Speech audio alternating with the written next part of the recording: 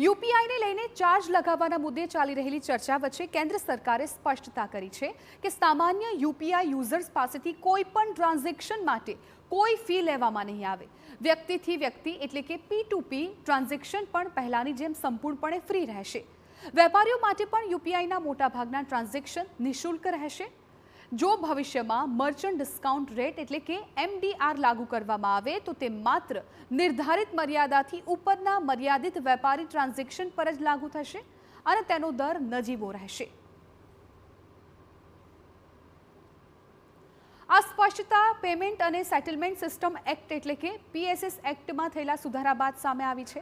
સરકારે કહ્યું કે આ સુધારાને સામાન્ય યુઝર પર ચાર્જ લગાવવાની તૈયારી તરીકે જોવો યોગ્ય નથી। આ સુધારો યુપીઆઈની લાંબા ગાળાની સ્થિરતા, ટેકનોલોજીકલ અપગ્રેડેશન અને સાયબર સુરક્ષા તથા છેતરપિંડી જેવા ઉભરતા જોખમો સામે સિસ્ટમને વધુ મજબૂત બનાવવા માટેનું સક્ષમ પ્રાવધાન છે। MDR લાગુ કરવો કે નહીં અને તેનો દર કેટલો રાખવો તેનો નિર્ણય NPCIની અધ્યક્ષતાવાળી UPI and services steering committee કરશે।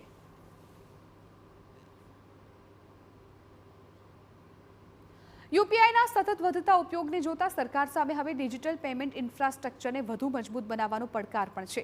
ટ્રાન્ઝેક્શનની સંખ્યા વધતા સાયબર સિક્યોરિટી, ફ્રોડ પ્રિવેન્શન અને ટેકનિકલ ઇન્ફ્રાસ્ટ્રક્ચરમાં સતત રોકાણ જરૂરી બન્યું છે। સાથે જ વધુ કંપનીઓને આ ક્ષેત્રમાં પ્રવેશ અને વિસ્તરણ માટે પ્રોત્સાહિત કરવા ટકાઉ રેવન્યુ મોડલની જરૂરિયાત હોવું પણ સરકારે જણાવ્યું। જો કે હાલની સ્પષ્ટતા ખૂબ સામાન્ય યુઝર માટે યુપીઆઈ ફ્રી જ રહેશે।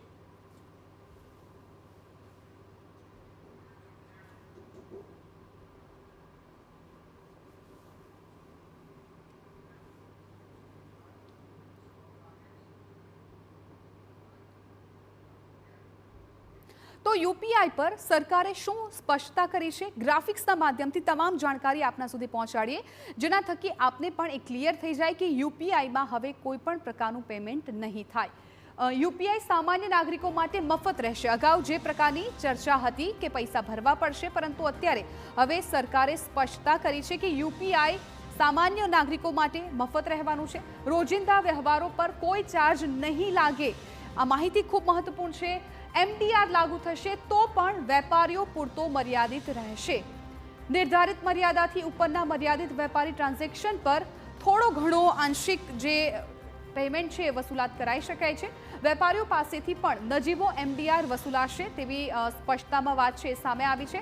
ખાસ કરીને યુપીઆઈ ભારતનું અગ્રણી ડિજિટલ ઇનોવેશન અત્યારે બની ગયું છે અને એના માટે અત્યાર સુધીમાં જુલાઈમાં આંકડો જે સામે આવ્યો છે એ આંકડો પણ આપણે બતાવીએ કે જુલાઈમાં યુપીઆઈથી 2366 કરોડ ટ્રાન્ઝેક્શન થયા છે।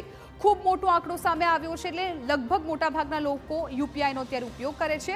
જુલાઈમાં યુપીઆઈથી ₹29.9 લાખ કરોડનું પેમેન્ટ થયું હોવાની વાત સામે આવી છે અને આ સાથે જ યુપીઆઈ હવે 11 વિદેશી દેશોમાં પણ સક્રિય છે। યુપીઆઈ વૈશ્વિક સ્તરે હવે વિસ્તરતું જોવા મળી રહ્યું છે।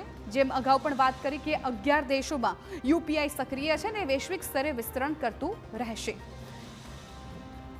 એટલે મહત્વપૂર્ણ વાત જનતા માટે એ છે કે સરકારે એ બાબતે સ્પષ્ટતા કરી છે કે હવે જ્યારે પણ તમે યુપીઆઈનો ઉપયોગ કરો છો તો તેના માટે તમારે કોઈ પણ પ્રકારનું પેમેન્ટ છે એ વધારાનો ચાર્જ નહીં લાગે। મફતમાં તમે આ પેમેન્ટ કરી શકશો।